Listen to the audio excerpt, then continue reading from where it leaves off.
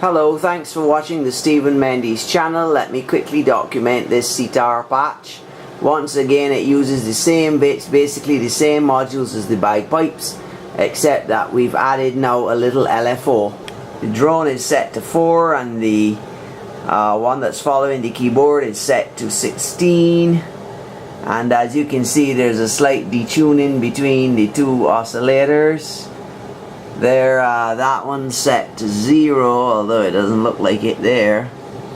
And that one's set to about 0.4. And the linear frequency is set to 1 on both of them. And they're both fed from the low frequency oscillator. Now, the pulse outputs are taken, but here the important difference is the pulse width. As you can see here, I'm just trying to get it so that it shows clearly.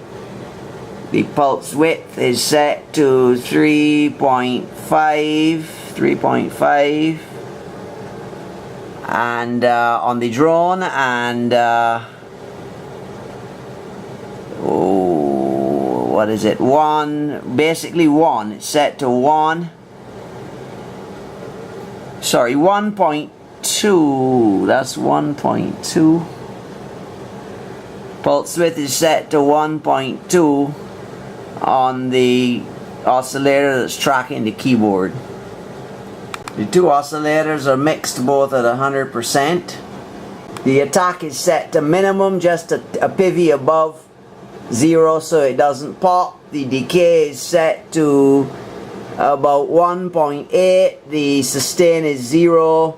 And the release is set to 2. And finally, the LFO is doing a triangle wave at 6.5 cycles approximately, which in this case with the LFO++, it's set to about 6.3 on the frequency knob, and it's set to low. And we're using the 5 volt output here, so to keep it unipolar, and the amplitude is set to maximum, and it's going through a multiple so that you can have it sent to both the linear frequencies on both of the oscillators. And that's about it for the patch. That lets you hear it.